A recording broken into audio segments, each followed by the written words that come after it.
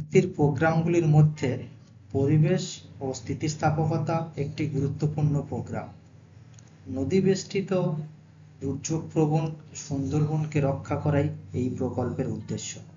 এই উদ্দেশ্য বাস্তবায়নে যাদের ভূমিকা অনস্বীকার্য তারা হলেন এই প্রকল্পের পথিকৃৎ মাননীয় অনিন্দ্য সেন মহাশয় এবং সহযোগিতায় দেবব্রত হালদার মহাশয়, উজ্জ্বল মাইতি, হরিসাধন ও অন্যান্যরা।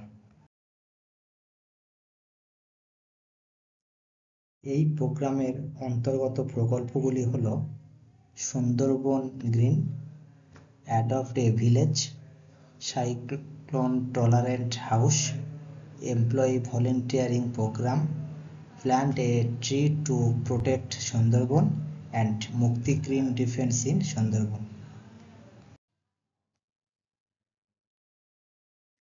গত বছর সম্পাদিত হওয়া কার্যাবলীসমূহ 2,36,325টি ভেটিভার ঘাস 18 কিলোমিটার নদীবাঁধ এলাকা পর্যন্ত রোপণ করা হয়েছে। 18 কিলোমিটার এলাকা জুড়ে 6,000 পোল বসিয়ে 31,035টি ড্রাগন ফলের গাছ লাগানো হয়েছে। 1,81,302টির ও বেশি ম্যানগ্রোভ লাগানো হয়েছে। 336টি পুকুর খনন ও সৌন্দর্যায়নের কাজ করা হয়েছে। 32 কিলোমিটার রাস্তার দুই পাশে বিভিন্ন গাছ লাগানো হয়েছে। 14টির মডেল হাউস তৈরি করা হয়েছে। 400রও বেশি মহিলাকে রেশন দিয়ে সাপোর্ট করা হয়েছে। উল্লেখযোগ্য অর্জিত সাফল্যসমূহ যেমন নারী ক্ষমতায়নের উদ্দেশ্যে 400রও বেশি মহিলাকে বিভিন্ন কাজের সাথে যুক্ত করা হয়েছে। আমরা 4 লাখেরও বেশি বৃক্ষরোপণ করেছি।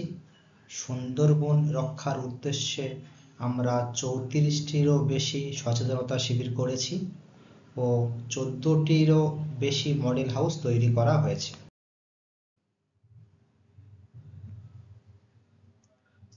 প্রথম থেকে তৈরি হওয়া কাজের প্রভাবসমূহ। বৃক্ষরোপণ প্রচেষ্টার মাধ্যমে পরিবেশ সংরক্ষণের অবদান রাখার জন্য 32 কিলোমিটার রাস্তা জুড়ে রাস্তার দুপাশে বিভিন্ন প্রজাতির গাছ লাগানো হয়েছে। বিভিন্ন কাজের মাধ্যমে কর্মসংস্থান তৈরি করা হয়েছে। সেখানে কাজের জন্য খাদ্য ও মজুরি উভয় দেওয়া হয়। প্রাকৃতিক বিপর্যয় থেকে ঘর বাড়ি রক্ষার জন্য 68টি মডেল হাউস তৈরি করা হয়েছে ও 170টিরও বেশি ক্ষুদ্র নার্সারি স্থাপন করা হয়েছে।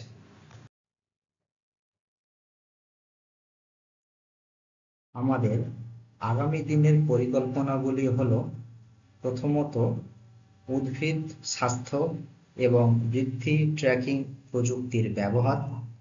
দ্বিতীয়ত, প্রাকৃতিক দুর্যোগ প্রতিরোধী বাড়ি তৈরি করা।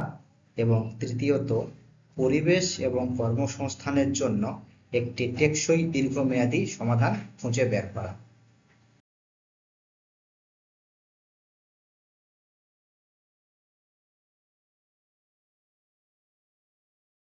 মুক্তির পক্ষ থেকে উপস্থিত সবাইকে অসংখ্য ধন্যবাদ।